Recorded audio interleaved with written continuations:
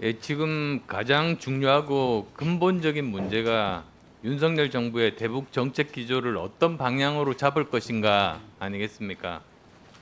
그래서 이를 위해서는 먼저 대한민국, 북한, 그리고 미국의 현재 상황에 대해서 객관적으로 분석을 하고, 그리고 문재인 정부에서의 정책과 결과에 대해서 제대로 평가하고, 그 다음으로 그에 근간해서 윤석열 정부에서 정책 수립하는 그런 순서로 분석을 해야 된다고 생각합니다.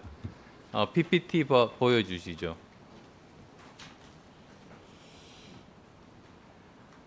우선 북한은 대한민국을 동등한 협상 대상자로 인정하지 않는다는 것을 인식하는 것이 저는 중요하다고 생각합니다.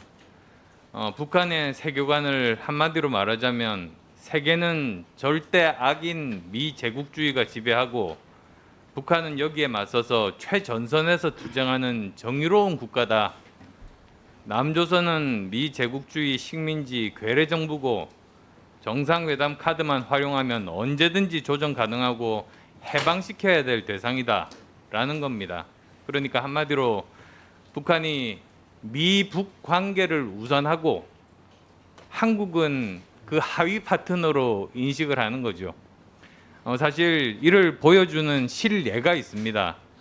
문 전 대통령께서 9.19 공동선언 발표하고 다음 날에 백두산에 올라가서 손을 잡고 있을 때 그때 김정은이 트럼프에게 친서를 보냈습니다. 그 내용은 이미 나와 있습니다만 이렇습니다. 한국 정부를 배제하고 직접 한반도 비핵화 문제를 논의하기를 희망한다. 김정은이 트럼프 대통령께 보낸 내용입니다. 지금 문 대통령이 우리 문제에 대해 표출하고 있는 과도한 관심은 불필요하다고 생각한다.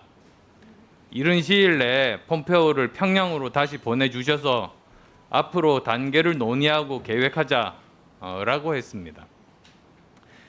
장관께서는 이런 사실 볼 때 북한이 우리 정부를 대등한 협상 대상자로 생각한다고 보시는지요?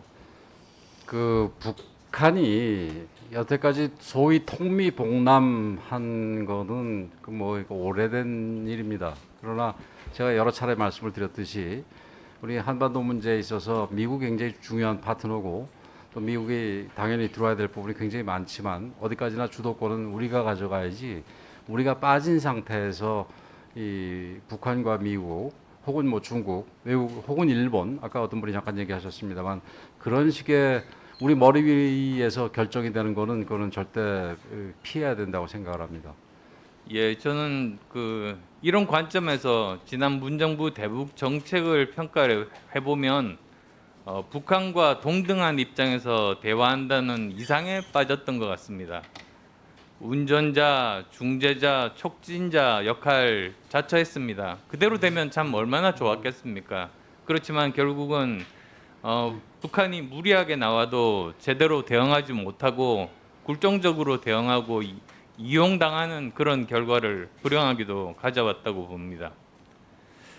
그래서 윤석열 정부는 그러면 어떤 그 방향 전략을 취할 것인가? 저는 한미 동맹 강화가 대북 정책의 근간이 되어야 한다고 생각합니다. 북한이 항상 북미 관계를 우선시하고 한국을 하위 파트너로 인식한다고 아까 말씀드렸습니다만 우리 한미 관계가 긴밀해질 때만 우리 정부의 대북 협상 공간이 확대되는 것 아니겠습니까? 그래서 저는 5가지 정도 원칙 말씀드리고 싶습니다. 우선 첫 번째로는 한미 군사 동맹을 강화하는 것. 두 번째로는 북한의 완전한 비핵화를 목표로 하는 것.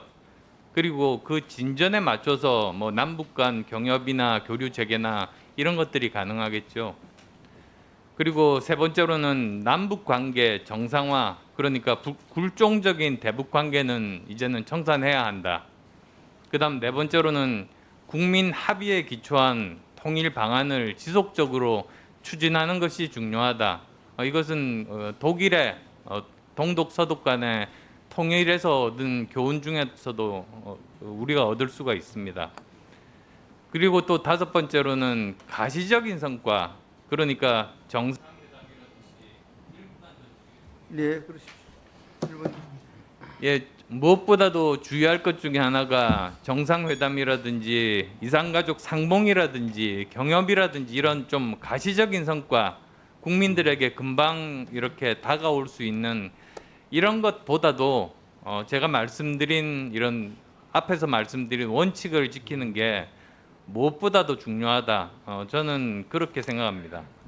사실 지난번에 진보 정권에서 보수 정권으로 넘어갔던 이명박 정부와 비교해 볼 때 저는 그 신정부 길들이기 차원의 도발 가능성이 그때보다 더 크다고 생각합니다. 왜냐하면 그때에 비하면 북한의 대남 경제 의존도가 전무하고 미국 주도의 유엔 제재로 실질적인 경제 실리 획득이 미비하고 경제난 심화에 따라서 또 북한 내부 위협도 불만도 증대하고 사실상 핵 보유국이 돼서 김정은도 자신감이 팽배하고 미중 핵군 전쟁으로 중국의 북한의 가치가 증대되고 이런 것 때문입니다.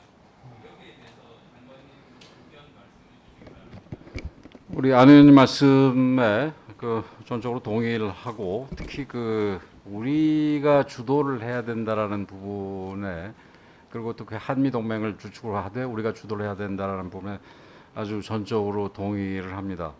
그 과거에 그 운전자론을 얘기하는 분도 있었습니다만은 또 다른 한편으로 그 같은 얘기를 하는 분들 사이에서 북핵 문제는 이 북미 간의 문제지 우리가 낄 문제가 아니다라고 스스로 빠지는 그런 주장을 하는 분들도 있었는데 거기에 뭐 절대 동의하지 않고 우리나라의 운명이 우리가 스스로 좌우할 수 있는 그런 부분이 되어야 된다고 생각을 합니다. 과거 이 한 가지만 짧게 말씀을 드리면 동서독 분단 시절에 아데나워가 처음에 이 대동독 정책을 할 때 제일 고민하고 걱정을 했던 부분이 소위 포츠담 컴플렉스라는 부분이 있습니다.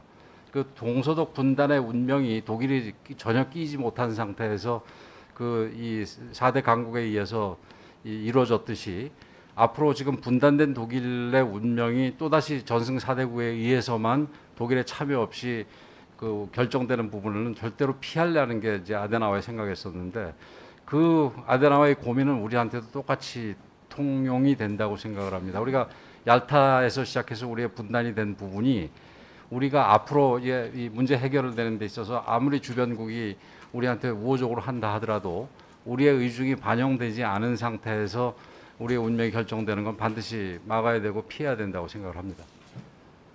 예, 네, 수고하셨습니다. 우상호 의원님 질의해 주십시오.